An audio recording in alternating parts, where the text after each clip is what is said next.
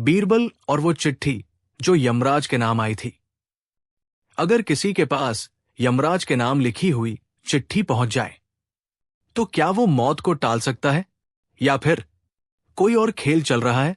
आगरा के महल में वो सुबह कुछ अलग थी।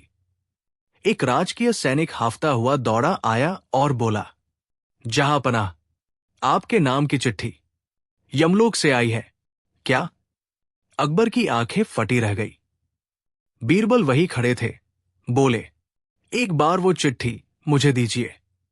बीरबल ने जैसे ही चिट्ठी खोली, उसमें सुंदर लाल अक्षरों में लिखा था, राजा अकबर, तुम्हारा समय पूरा हो चुका है। अगले पूर्णिमा की रात यमदूत लेने आएंगे। यमराज। अकबर घबरा गए। क्या ये मेरी मृत्यु का आमंत्रण है? बीरबल बोले, जहांपनाह, ये चिट्ठी जितनी दिखती है उतनी सरल नहीं। इसमें कोई साजिश छुपी है। बीरबल ने सबसे पहले कागज का परीक्षण करवाया। निष्कर्ष निकला, कागज यमलोक का नहीं, काशी के एक मंदिर की लाइब्रेरी से चुराया गया था। फिर उन्होंने लिखा हुआ स्याही का रंग देखा। पता चला वो स्याही तो आम बाजार में बिकने वाली थी, जिसे रंग बिरंगे निमंत्रण पत्रों में प्रयोग किया जाता है। अब बीरबल को यकीन हो गया कि ये एक चाल है। 3 दिन बाद दरबार में एक भयानक रूप वाला व्यक्ति आया। उसने चेहरे पर राख मली हुई थी, गले में हड्डियों की माला थी और हाथ में त्रिशूल। उसने जोर से कहा, मैं यमदूत हूं। पूर्णिमा की रात को राजा को लेने आऊंगा। कोई मुझे नहीं रोक सकता।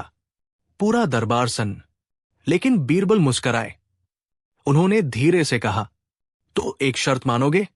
बीरबल बोले, अगर तुम सच में यमदूत हो तो मृत्यु का स्पर्श जानते हो। मैं तुम्हें 3 वस्तुएं लाऊंगा।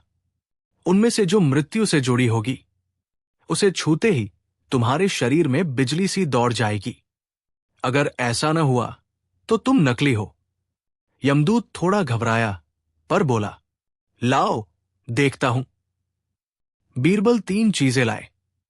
1, एक मृत कौए का पंख। 2, एक शिवलिंग से आई जलधारा। 3, एक राजसी मोहर लगी चिट्ठी जिसमें मौत की धमकी थी। यमदूत ने पहले 2 को छुआ, कुछ नहीं हुआ, पर जैसे ही उसने तीसरी वस्तु चिट्ठी को हाथ में लिया, बीरबल ने जोर से आवाज दी, पकड़ो इसे, यही चिट्ठी भेजने वाला है, यही असली षड्यंत्रकारी है। यमदूत रोने लगा, मुझे माफ कर दो बीरबल जी, मैं पंडित काशी प्रसाद का शिष्य हूं। उन्होंने मुझसे बदला लेने के लिए कहा, क्योंकि कई साल पहले आपने उन्हें दरबार से निकाला था। बीरबल बोले, तो वो चिट्ठी तुम्हारे गुरु ने लिखवाई थी और तुमने डर का नाटक कर दरबार को मूर्ख बनाया? अकबर बोले, बीरबल, तुमने एक बार फिर हमें बचाया और हमें सिखाया कि डराने वाला हर संदेश सच नहीं होता। काशी प्रसाद को पकड़वाया गया और जनता के सामने माफी मंगवाई गई। मोरल बटा सीख, डर का खेल सबसे खतरनाक होता है, लेकिन बुद्धि का दीपक जलता रहे तो मौत की भी चालें विफल हो जाती है। बीरबल और खटमल का मुकदमा। अगर खटमल ने किसी राजा को काट लिया हो तो क्या उसका मुकदमा दरबार में चल सकता है? एक रात राजा अकबर को नींद नहीं आई। दरअसल उनकी रजाई में खटमलों की सेना घुस आई थी। कभी पैर, कभी पीठ, कभी गर्दन, हर जगह से अकबर उफ, आह, बचाओ चिल्लाते रहे। सुबह होते होते उनका चेहरा इतना सूजा था कि बीरबल ने देखते ही कहा, हुजूर, आप तो लग रहे हैं जैसे मधुमक्खी ने चूमा हो। अकबर गुस्से में बोले, ये मधुमक्खी नहीं थी, खटमल था, और वो भी राजमहल के भीतर। अगले ही दिन अकबर ने आदेश जारी किया, आज दरबार में खटमल का मुकदमा चलेगा। सब दरबारी हक्के बक्के, कुछ मुस्कराए, कुछ हंसी रोकते रोकते लोटपोट हो गए।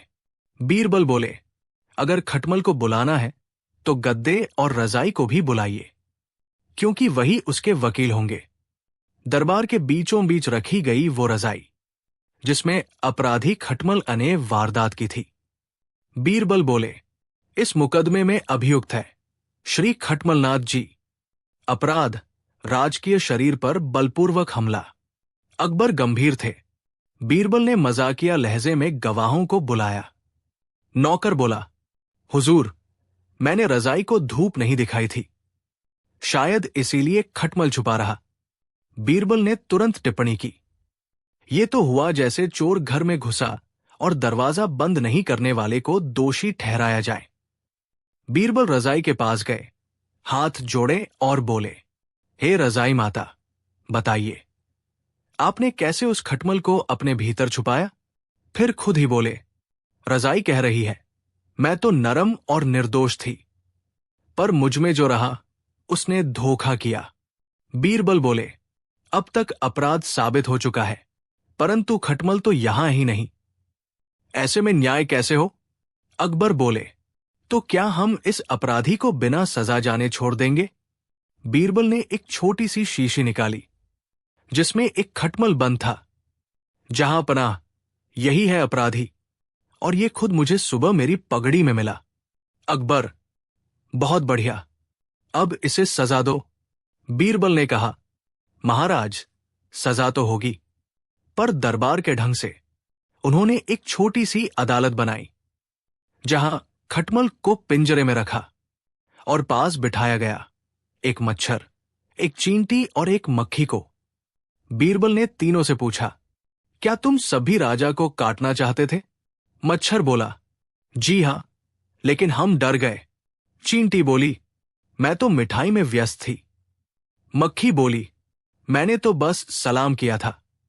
बीरबल बोले, तो आज से आदेश है, महल की हर रजाई को धूप दिखाना अनिवार्य है और इस खटमल को सजा दी जाती है, राजा के बाग में मोर के सामने रखकर नाच दिखाने की। सब दरबारी हंस हंस कर लोटपोट। अकबर ने भी ताली बजाई और कहा, बीरबल, तुम्हारी अदालत में खटमल भी डरकर अदालत छोड़ दे। बीरबल मुस्कराए, जहां अपराध छोटा हो पर न्याय हंसी के साथ मिले, वहां ही असली दरबार होता है। हर छोटी समस्या को गुस्से से नहीं, हंसी और समझदारी से भी हल किया जा सकता है, और अगर खटमल भी अदालत में बुलाया जा सकता है तो इस दुनिया में कोई मामला छोटा नहीं होता। अकबर और वो साधु जो मौत से लौटा था, क्या कोई इंसान सच में मरकर लौट सकता है? अगर कोई दरबार में कहे कि वो मर चुका था और अब दूसरा जन्म लेकर आया है, तो क्या यकीन करना चाहिए या उसकी बातों के पीछे कोई साजिश होती है? एक दिन दरबार में हलचल मच गई। एक लंबा, दुबला, रुद्राक्षों से लिपटा एक साधु दरबार के बाहर आया और ऊंची आवाज में बोला, मैं हूं मृत्यु को हराने वाला। मैं मर चुका था, पर भगवान ने मुझे फिर से भेजा है, एक संदेश के साथ। अकबर चौंक गए। उन्होंने उसे अंदर बुलवाया। साधु ने दरबार में सबके सामने कहा, जहां पनाह, मुझे पिछले जन्म में आपकी मृत्यु का दृश्य दिखाया गया था, लेकिन एक स्वर्गदूत ने कहा, जब तक अकबर एक गलती नहीं सुधारेंगे, उनका पुनर्जन्म अधूरा रहेगा। अकबर बोले, कौन सी गलती? साधु मुस्कराया, वो मैं तभी बताऊंगा जब बीरबल न हो, क्योंकि वो सत्य को अपने अनुसार मोड़ते हैं। बीरबल दरबार में मौजूद थे और ये सुनकर मुस्कराए। उन्होंने धीरे से अकबर से कहा, जहां पनाह, ये साधु मौत से नहीं, किसी योजना से लौटा है, इसे अकेले में मौका दीजिए, मैं इसकी परछाई पकड़ लूंगा। अकबर ने बीरबल को बाहर भेजा और साधु को अंदर बुलाया। अंदर जाकर साधु ने अकबर से कहा, आपने एक बार एक गरीब किसान की जमीन जमींदार को दे दी थी, वो आपकी सबसे बड़ी भूल थी। अब स्वर्ग में उसका हिसाब हो रहा है। अकबर चौंके। उन्हें याद आया, ऐसी कोई बात सच में वर्षों पहले हुई थी। साधु ने आगे कहा, यदि आप उसकी भूमि लौटाएं और मेरे हाथों से चरणामृत पिए, तो यमराज आपकी आयु बढ़ा देंगे। उधर बीरबल ने साधु के साथ आए एक सेवक को पकड़ लिया, जो बाहर सबको चुपचाप बता रहा था, अगर राजा चरणामृत पी ले तो हमारा काम बन जाएगा, और फिर अगला कदम शुरू होगा। बीरबल मुस्कराए। उन्होंने तुरंत एक योजना बनाई और दरबार में लौट आए। बीरबल ने कहा, जहांपना, मैं भी यमराज से एक बार मिल चुका हूं और उनके दूत को पहचान सकता हूं। साधु हंसा, यमदूत को तो पहचानो। बीरबल बोले, ठीक है, मैं एक अग्नि परीक्षा लूंगा। जो यमलोक से लौटा हो वो आग में हाथ डालकर शीतलता महसूस करेगा। साधु सक्काया। बीरबल ने एक कटोरी में खौलता दूध लाया और बोले, साधु महाराज, अगर आप सच में मौत से लौटे हैं तो इस दूध में उंगली डालिए। अगर यह आपको ठंडा लगे तो आपकी बात सच। साधु हड़बड़ाया, ये तो अन्याय है। मैं तपस्वी हूं, पर यह परीक्षा नहीं दूंगा। बीरबल गरजे, सच से भागने वाला झूठा होता है। सेवक को सामने लाया गया। उसने डर के मारे सब उगल दिया। ये एक पुरानी चाल थी, साहिब। इस साधु ने कई राज्यों में ऐसे झूठ बोलकर गहने और जमीनें ले ली। अकबर ने गुस्से में कहा, मृत्यु से कोई लौटे या न लौटे, झूठ से लौटकर सच में न बदल सकता। साधु को कारागार भेजा गया और किसान की जमीन की जांच करवाई गई। बटा सीख, झूठ चाहे दिव्य चोला पहन ले और अपने को स्वर्गदूत कहे, लेकिन सच की आग में उसकी पहचान जरूर हो जाती है और बीरबल जैसे बुद्धिमान उसे बिना जलाए भस्म कर देते हैं। अकबर और वो थाली जिसमें झूठ नहीं ठहरता था। अगर किसी थाली में रखा गया झूठ पल भर में बाहर गिर जाए तो क्या कोई मंत्री, दरबारी या स्वयं राजा सच बोलने से बच पाएगा? एक दिन आगरा के दरबार में दक्षिण भारत के एक साधु का संदेश आया। उसने एक सुंदर चमचमाती चांदी की थाली भेजी थी और साथ एक चिट्ठी। ये थाली दिव्य है, इसमें रखा हर सत्य टिका रहेगा, लेकिन झूठ इसमें पल भर भी ठहर नहीं पाएगा। ये झूठ को अपने आप बाहर फेंक देती है। अकबर ने मुस्कुराते हुए दरबार की ओर देखा और कहा, लगता है अब हर दरबारी की असलियत परखने का वक्त आ गया है। सबसे पहले थाली में कुछ सिक्के रखे गए। अकबर बोले, खजांची जी, बताइए कि क्या आपने कभी एक भी सिक्का चुराया है? खजांची ने पसीना पसीना होते हुए कहा, कदापि नहीं महाराज। और उसी पल थाली जोर से हिली और सारे सिक्के जमीन पर गिर गए। पूरे दरबार में हंसी का ठहाका और खजांची की घिघी बंद गई। अगले दिन बीरबल उस थाली को लेकर नगर भ्रमण पर निकले। हर गली में लोग सच और झूठ के नाम पर उसमें फूल, पत्ते, सिक्के, कंगन डालते और थाली हर बार झूठ को गिरा देती। ये थाली पूरे शहर में सत्य की थाली के नाम से मशहूर हो गई। तीसरे दिन सुबह जब दरबार खुला, थाली गायब थी। न कोई सुराग, न कोई चोर। अकबर क्रोधित, किसी ने राजमहल से सत्य को चुरा लिया। एक गुप्त संदेश दीवार पर लिखा मिला, सच को हमेशा पिंजरे में नहीं रखा जा सकता, कभी कभी वो खुद उड़ जाता है। अब बात रहस्य की बन गई थी। क्या थाली सच में दिव्य थी या सिर्फ बीरबल का कोई नया प्रयोग? बीरबल ने तफ्तीश शुरू की और पाया, महल के बगीचे में पिछले 2 दिन से एक अजनबी माली काम कर रहा था, जिसे किसी ने नहीं देखा था। जब उस माली की झोंपड़ी की तलाशी ली गई तो वहां वही चांदी की थाली मिली, जिसके नीचे एक छिपा हुआ यंत्र था। बीरबल ने सबको दरबार में बुलाया और कहा, जहांपना, ये थाली दिव्य नहीं थी, बल्कि एक चालाक वैज्ञानिक जुगाड़ थी। उस थाली के नीचे एक पतली परत में चुंबकीय झिल्ली थी, जिसे एक अदृश्य धागे से नियंत्रित किया जा सकता था। बीरबल ने ही इस थाली को बनवाया था ताकि दरबारियों की सच्चाई सामने लाई जा सके। थाली झूठ के वक्त हिलती इसलिए थी क्योंकि उसे हिलाया जाता था सिर्फ तभी जब झूठ बोला जाता। अकबर बोले, बीरबल, तुमने फिर से साबित कर दिया कि सच्चाई किसी चमत्कार से नहीं बल्कि चतुराई से सामने आती है। बीरबल ने नम्रता से सिर झुकाया, जहांपनाह, अगर झूठ को थाली में डालकर पकड़ा जा सकता तो झूठे खुद थाली लेकर चलते।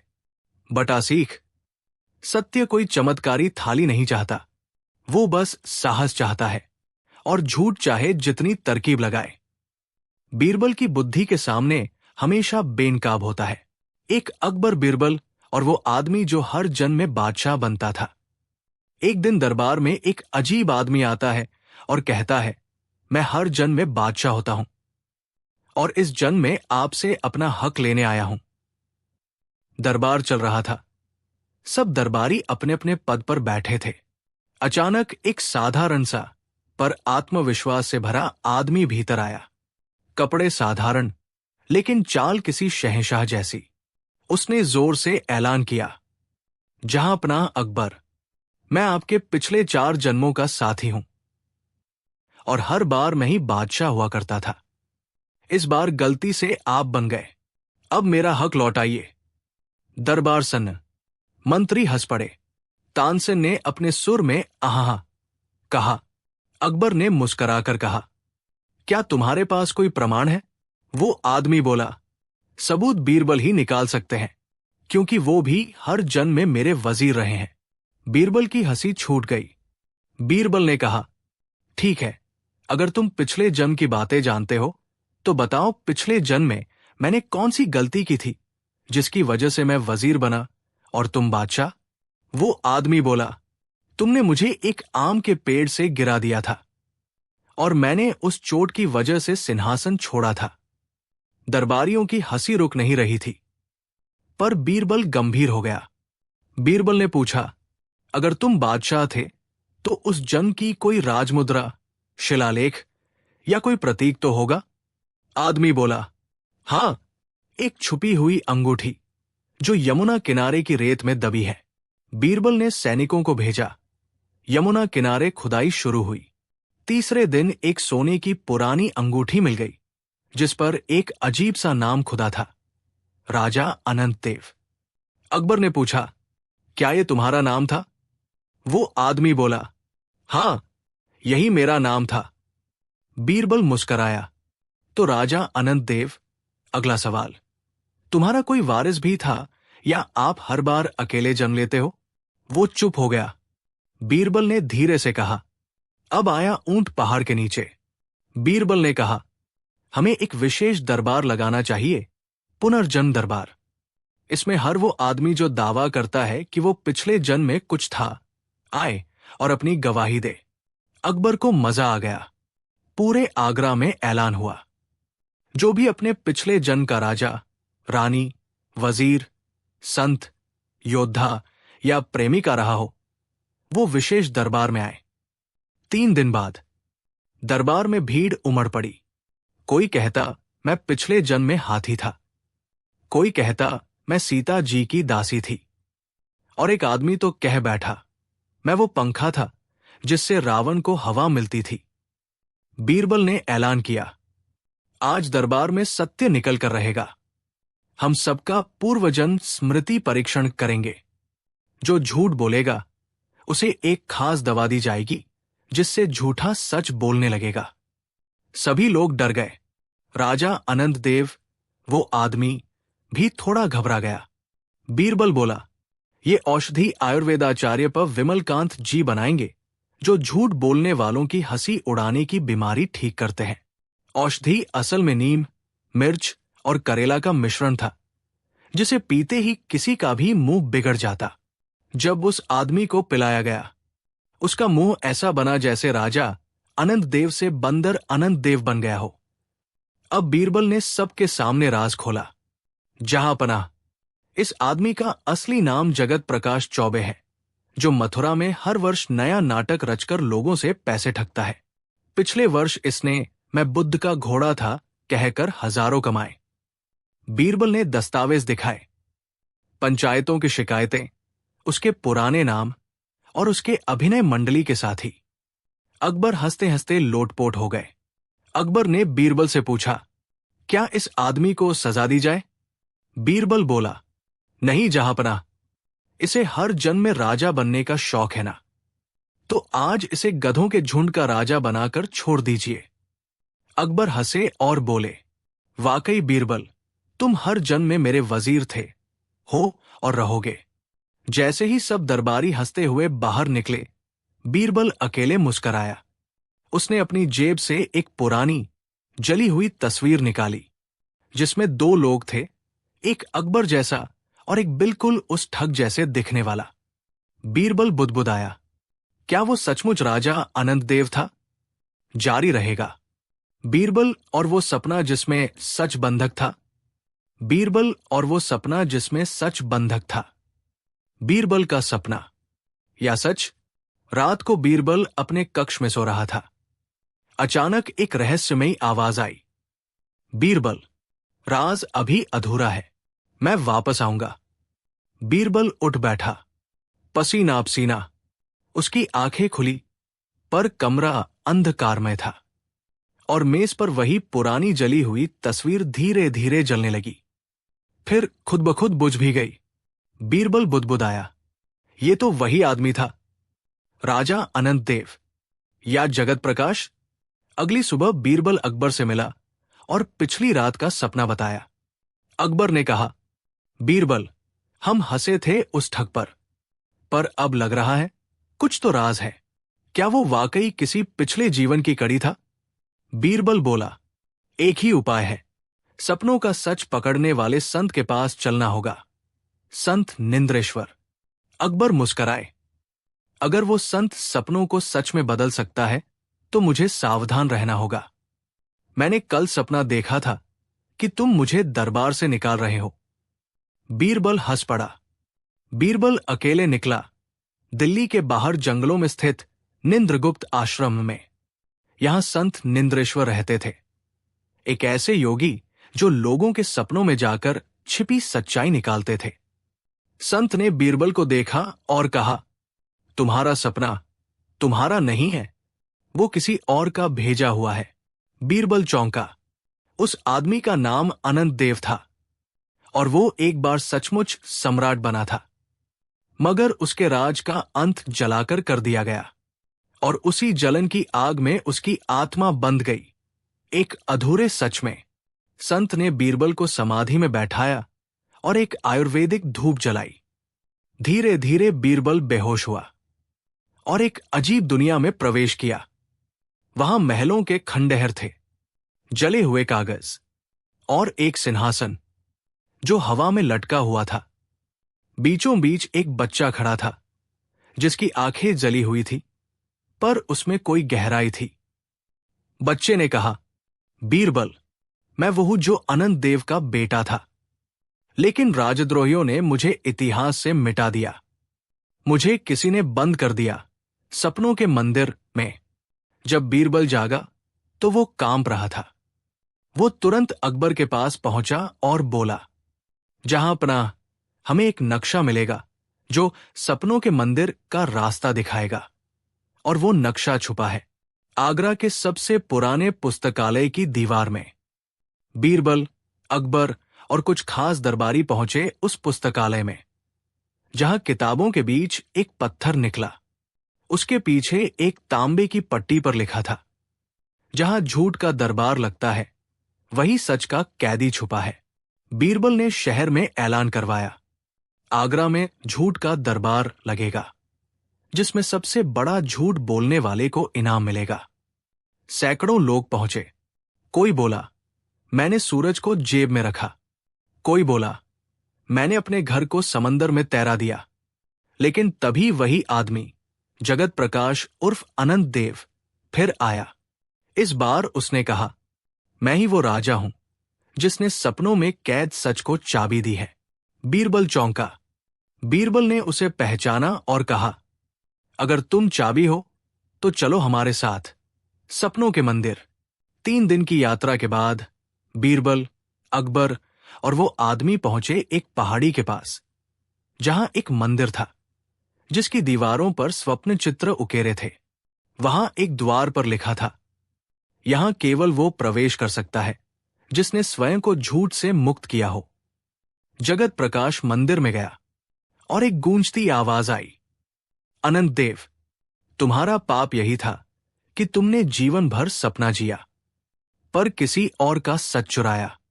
और वो आदमी मंदिर के अंदर गायब हो गया। जब बीरबल और अकबर बाहर लौटे तो मंदिर धीरे धीरे रेत में समा गया। अकबर ने पूछा, क्या ये सब सपना था? बीरबल बोला, सपने वो नहीं जो नींद में आते हैं। सपने वो हैं जो किसी का अधूरा जीवन बनकर हमारे सच में आ जाते हैं। मगर एक आखिरी बात। कई महीने बाद बीरबल को एक पत्र मिला जिस पर सिर्फ एक वाक्य लिखा था, अब मेरा जन्म तुम्हारे राज्य में फिर हुआ है। अगले बार मैं सच लेकर आऊंगा। नीचे एक नाम लिखा था, बालक अनंत दास, पता आगरा, गली न 11। बीरबल मुस्कराया, तो खेल फिर से शुरू होगा, जारी रहेगा। 2 राजा अनंत देव गाथा की अंतिम कड़ी, अंतिम भाग, लगभग 15,000 अक्षर, पूर्ण समापन। आगरा की एक तंग गली में एक 8 साल का बच्चा रहता था। नाम अनंत दास। दिन भर शांत, रात भर कुछ न कुछ बुदबुदाता।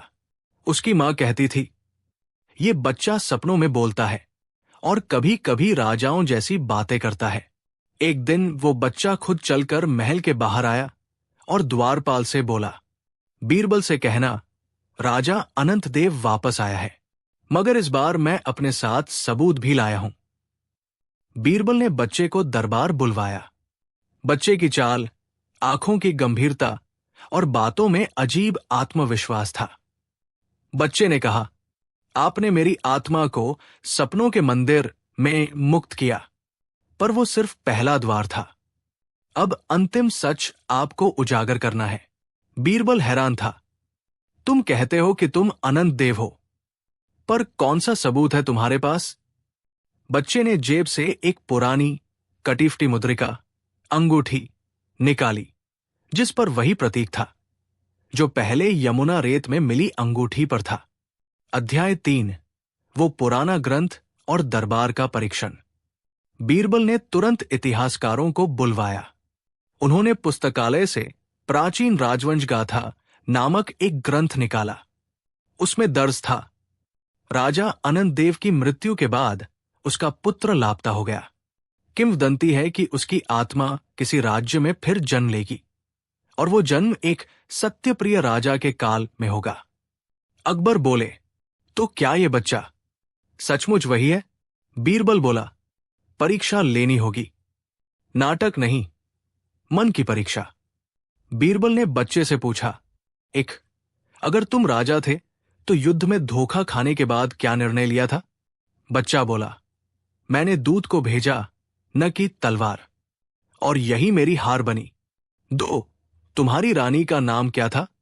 राजरूपा, जिसकी आंखों में मैं खुद को देखता था।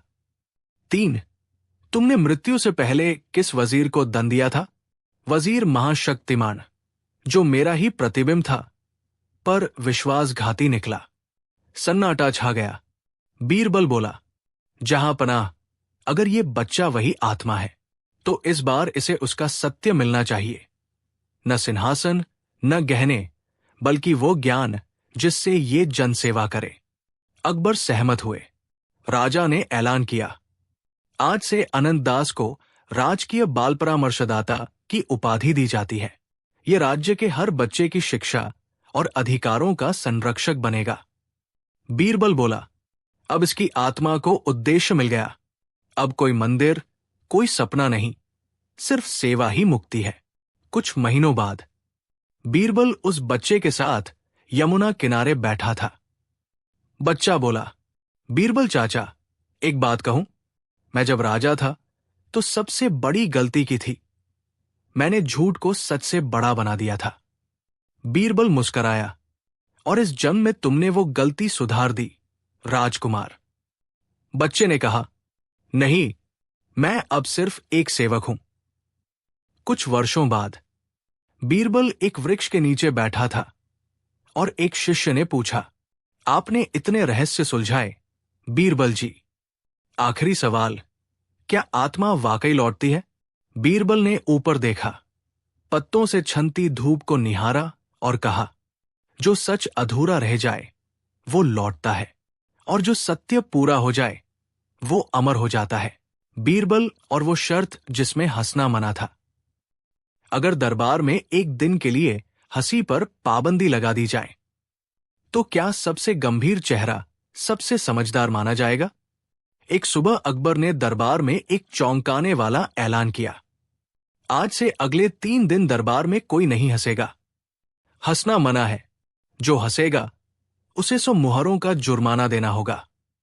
पूरा दरबार सन्न। कुछ के मुंह खुले रह गए, कुछ अपनी मुस्कान दबाने लगे। बीरबल ने धीरे से कहा, महाराज, क्या गंभीरता का मतलब ही समझदारी है? अकबर बोले, इस शर्त से पता चलेगा कि कौन वाकई गंभीर है और कौन सिर्फ हंसी मजाक से काम चलाता है। पहले दिन दरबार में अजीब सन्नाटा था। कोई एक दूसरे की ओर देखता भी नहीं। वजीर ऐसे बैठे जैसे किसी की बरसी में आए हों। राजकवि ने कविता पढ़ी। सबने गंभीर चेहरा बनाए रखा। यह पहला दरबार था जहां चुटकुले पर भी ताली नहीं बजी। अब दरबारियों को हंसी की तलब होने लगी। एक दरबारी ने गलती से छींक दी, दूसरे को हंसी आ गई, पर दांत दबा ली। बीरबल चुप थे, बस एक किताब पढ़ते दिखे। तभी अचानक एक सेवक आया। उसकी धोती पीछे से फट चुकी थी। सारे दरबारी अपनी हंसी रोके बैठे थे, लेकिन मंत्री गंगाराम खुद को रोक नहीं सके और हां कर बैठे। तुरंत बीरबल बोले, हुजूर, 100 मुहरे। गंगाराम बोले, ये तो अन्याय है, मैं जानबूझकर नहीं हंसा। बीरबल मुस्कराए। हंसी वही होती है जो रोकी न जा सके, और जबरन रोकी जाए तो जुर्म बन जाती है। अकबर अब तक खुश थे कि सब दरबारी शर्त निभा रहे हैं। अब उन्होंने चुनौती दी, अगर कोई बीरबल को हंसा दे तो उसे इनाम मिलेगा, और अगर बीरबल खुद हंस दे तो उन्हें जुर्माना देना होगा।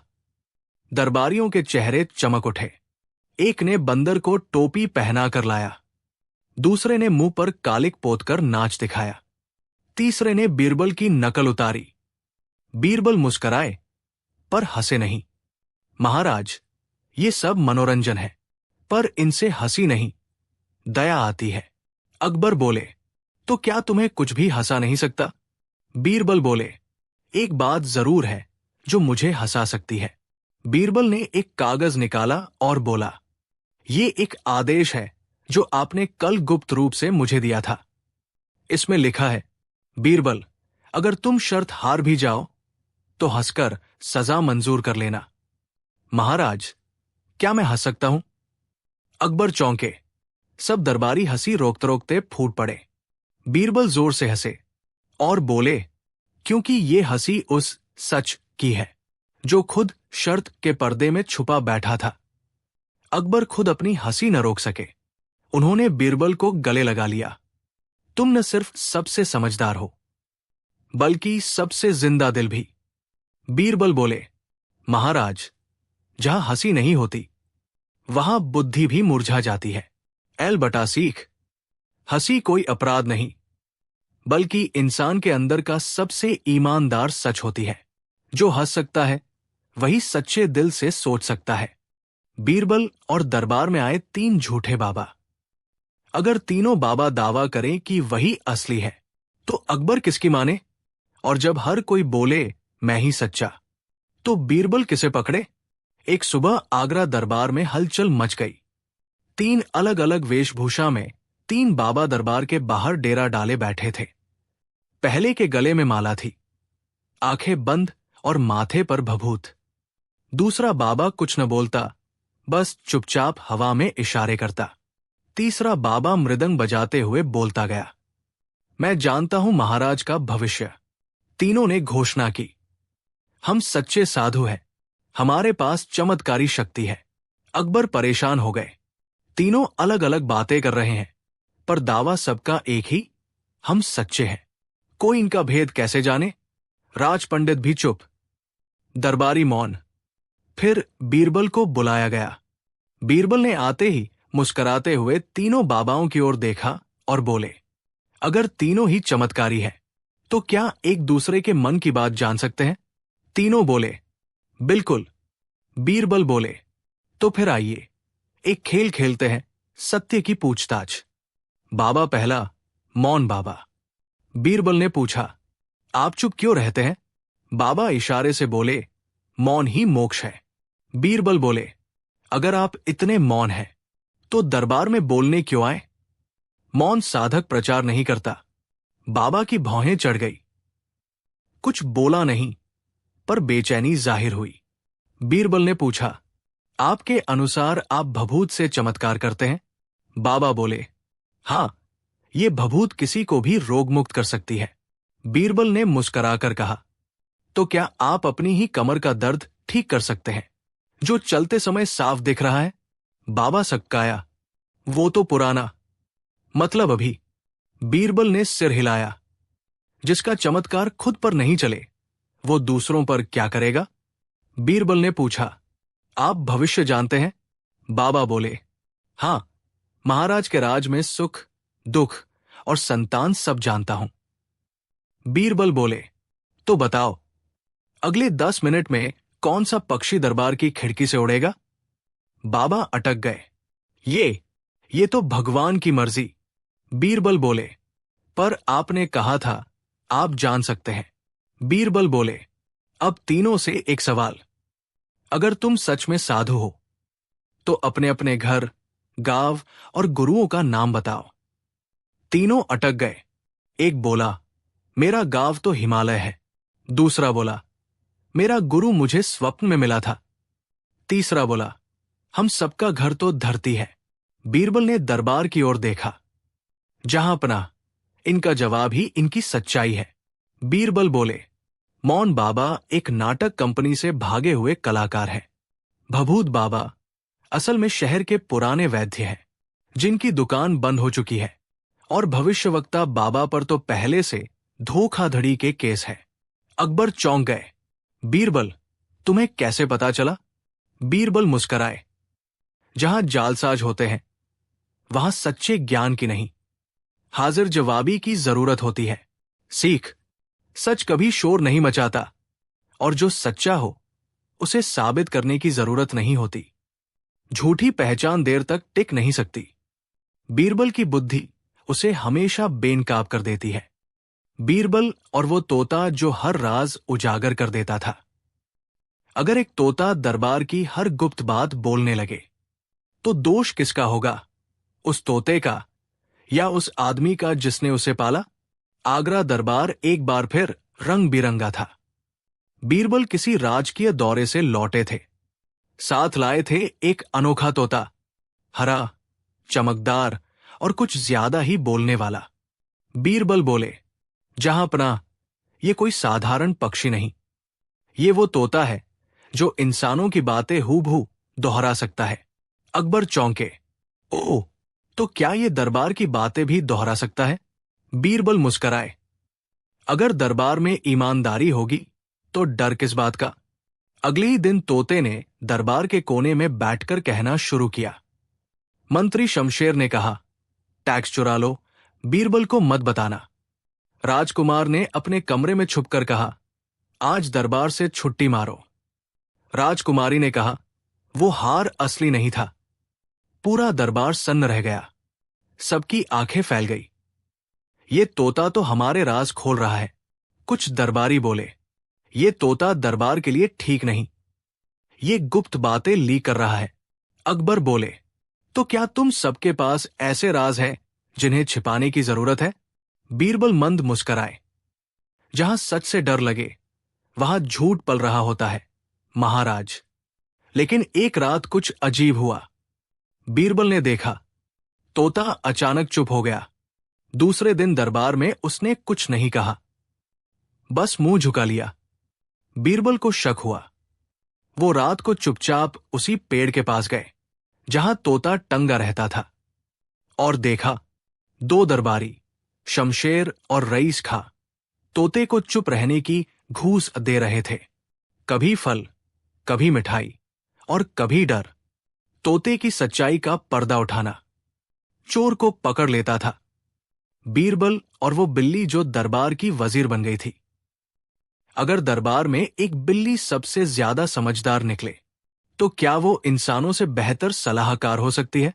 एक सुबह जब सब दरबारी अपनी अपनी कुर्सियों पर जमा थे, तभी अकबर ने मुस्कुराते हुए घोषणा कर दी, आज से मेरे दरबार में एक नई वजीर होगी, और वो है मेरी सबसे प्यारी बिल्ली झपकी।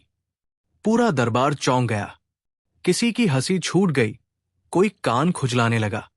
बीरबल तक हैरान। महाराज, आप मजाक तो नहीं कर रहे? अकबर बोले, बिल्कुल नहीं। इस बिल्ली ने मेरी पगड़ी से चूहा निकाल दिया, मेरे बिस्तर पर बैठकर मुझे शांति दी, और सबसे बढ़कर वो मुझसे रोज म्याऊं कहती है, जो दरबारियों की जी हुजूरी से कहीं ज्यादा सच्ची लगती है। झपकी को वजीरों की कुर्सी पर बैठाया गया। उसके सामने एक कटोरी में दूध रखा गया। कुछ दरबारी जल भुनकर बोले, अब तो ये दरबार चूहों का डर और बिल्लियों की सरकार बन गया। बीरबल मुस्कराए। लगता है अब फैसले म्याऊं से होंगे, महाराज से नहीं। ताज्जुब की बात यह थी कि जिस दिन से झपकी वजीर बनी, हर समस्या का हल खुद ब खुद निकलने लगा। जो दरबारी झूठ बोलते, उनके सामने बिल्ली गुर्राने लगती, और जो चोर छुपा होता, उसे झपकी सूंघ लेती।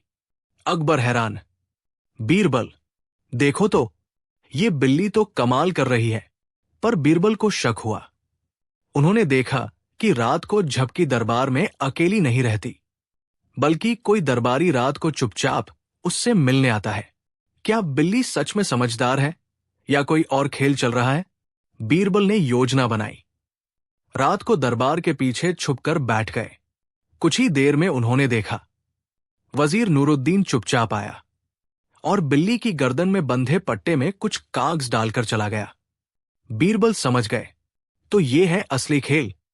हर सुबह अकबर को जो संभावनाओं से भरी म्याऊं सा लगती है, वो असल में नूरुद्दीन के सुझाव होते हैं। बीरबल ने बिल्ली की गर्दन से वो कागज निकाला जिसमें लिखा था, महाराज को कल तांबे की मुद्रा पर कर लगाना चाहिए और मिर्जा खां की जमीन जब्त कर लेनी चाहिए। बीरबल बोले, हुजूर, बिल्ली नहीं सोच रही। बिल्ली के जरिए सोचने वाला नूरुद्दीन है। अकबर दंग। उन्होंने तुरंत नूरुद्दीन को बुलाया और उससे वही बात पूछी। नूरुद्दीन बौखलाकर बोला, हुजूर, ये सब तो मैं तो बिल्ली का सेवक हूं। बीरबल बोले, तो क्या दरबार के वजीर अब पालतू सेवक बन गए हैं? अकबर गुस्से से बोले, नूरुद्दीन, तुमने मुझे धोखा दिया। बिल्ली के नाम पर अपनी चालें चली। अब तुम्हारी जगह सच में वही बिल्ली बेहतर थी। सब दरबारी हंसी से लोटपोट। बीरबल ने धीरे से अकबर से कहा, जहां पनाह, झपकी को तो दूध चाहिए, लेकिन दरबार को बुद्धि। और झूठ कितनी भी म्याऊं करे, सच हमेशा बीरबल बोलेगा। जो इंसान खुद को बुद्धिमान समझता है और दूसरों को जानवर बना देता है, वो कभी कभी खुद अपनी साजिश में फंस जाता है। रबल और वो अंधा दरबारी जो हर बार देख लेता था। अगर कोई अंधा दरबारी हर चीज देखकर भी माने कि वो अंधा है, तो क्या वो झूठा है, चालाक है, या फिर दोनों? आगरा दरबार में एक नया दरबारी नियुक्त किया गया। नाम था सेवकलाल। लेकिन वो आते ही एक अजीब ऐलान कर बैठा, मैं जन्म से अंधा हूं, लेकिन मेरी सूंघने की शक्ति इतनी तेज है कि मैं बिना देखे सब पहचान सकता हूं। अकबर चौंके, लेकिन उत्सुकता से बोले, तो चलो, ये विशेषता दरबार के काम में काम आ सकती है। और सेवकलाल को एक उच्च पद दे दिया गया। कुछ ही हफ्तों में बीरबल को अजीब अजीब बातें पता चलने लगी। सेवकलाल हर बार सबसे अच्छी जगह पर बैठता, दरबार की सुंदर महिला कलाकारों की तरफ चेहरा घुमा देता और राजा के निजी दस्तावेज तक सूंघ कर पहचान लेता। बीरबल बोले, या तो इसकी नाक टेलीस्कोप है या आंखें छुपी हुई है। अगले दिन बीरबल दरबार में आए एक नए चोगे में, जो उन्होंने पहली बार पहना था। उन्होंने सेवकलाल से पूछा, हे सेवक जी, क्या आप बता सकते हैं कि मैं आज कौन से रंग का वस्त्र पहने हूं? सेवकलाल मुस्कराया, आप तो आज केसरिया और नीले रंग की जरीदार चोला पहने हैं, जिसकी गंध अलग ही है। पूरा दरबार सन्ना। और बीरबल मुस्कराए, गंध से रंग बताना? वाह! अगले दिन बीरबल ने एक थाली में रंग बिरंगे फल रखे। फिर बोले, सेवक जी, अपनी सूंघने की कला से बताइए कि ये कौन कौन से फल हैं। सेवक लाल ने झटपट बता दिया, सेब, अमरूद, केला। बीरबल बोले, ठीक है, पर एक फल पर कागज चढ़ा है, बताइए कौन सा। सेवक लाल झेम गया, वो तो शायद केला। बीरबल हंस पड़े, गलत, वो था लकड़ी का नकली फल। अब बीरबल ने पूरी सच्चाई उजागर करने की सोची।